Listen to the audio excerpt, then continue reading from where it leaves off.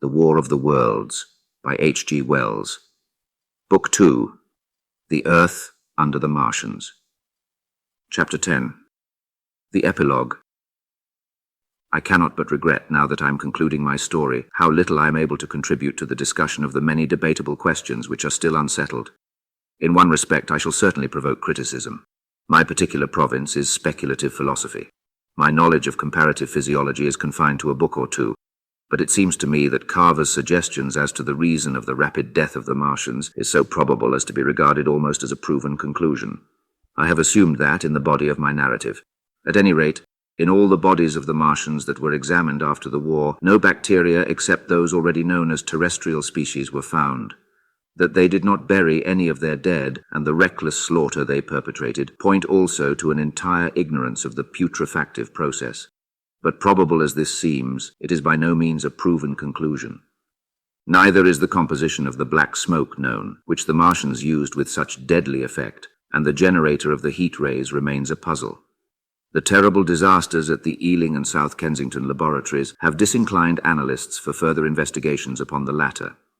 Spectrum analysis of the black powder points unmistakably to the presence of an unknown element with a brilliant group of 3 lines in the green, and it is possible that it combines with argon to form a compound which acts at once with deadly effect upon some constituent in the blood.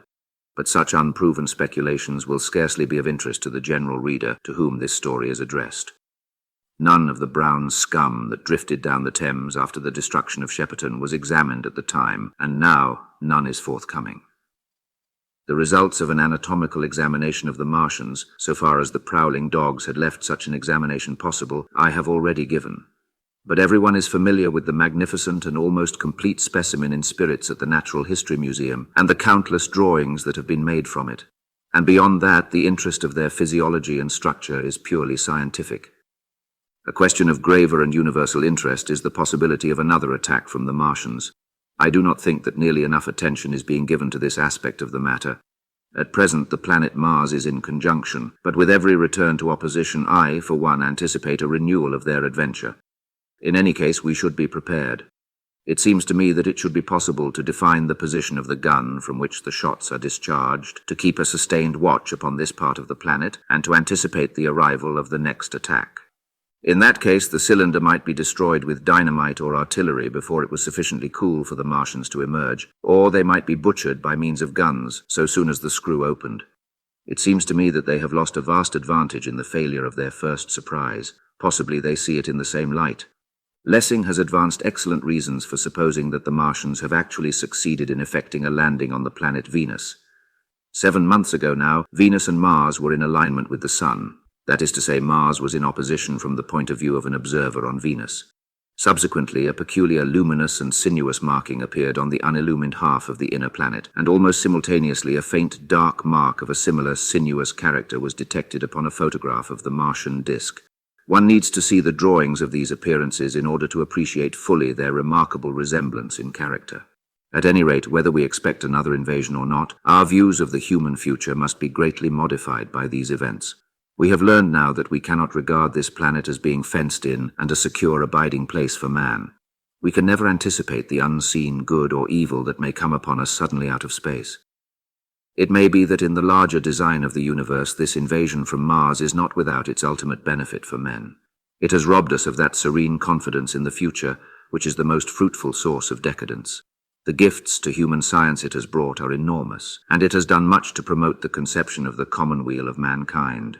It may be that across the immensity of space the Martians have watched the fate of these pioneers of theirs and learned their lesson, and that on the planet Venus they have found a securer settlement.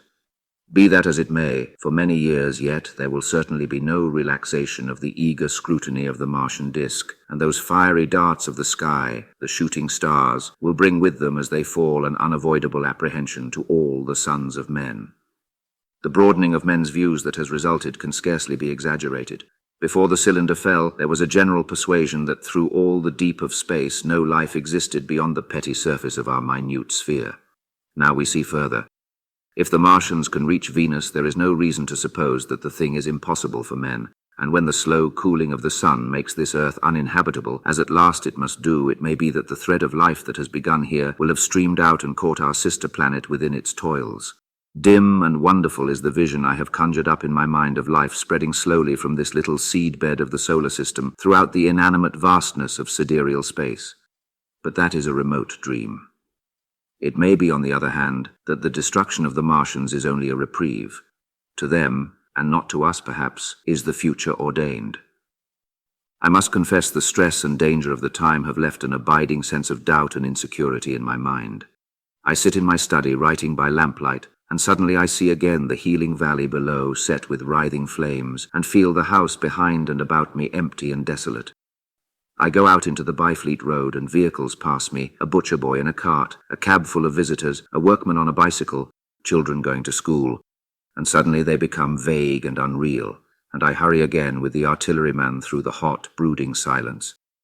Of a night I see the black powder darkening the silent streets, and the contorted bodies shrouded in that layer. They rise upon me tattered and dog-bitten. They gibber and grow fiercer, paler, uglier, mad distortions of humanity at last, and I wake, cold and wretched, in the darkness of the night. I go to London and see the busy multitudes in Fleet Street and the Strand, and it comes across my mind that they are but the ghosts of the past, haunting the streets that I have seen silent and wretched, going to and fro, phantasms in a dead city, the mockery of life in a galvanized body. And strange, too, it is to stand on Primrose Hill, as I did but a day before writing this last chapter, to see the great province of houses, dim and blue through the haze of the smoke and mist, vanishing at last into the vague lower sky, to see the people walking to and fro among the flower beds on the hill, to see the sightseers about the Martian machine that stands there still, to hear the tumult of playing children, and to recall the time when I saw it all bright and clear-cut, hard and silent, under the dawn of that last great day. And strangest of all is it to hold my wife's hand again, and to think that I have counted her, and that she has counted me among the dead.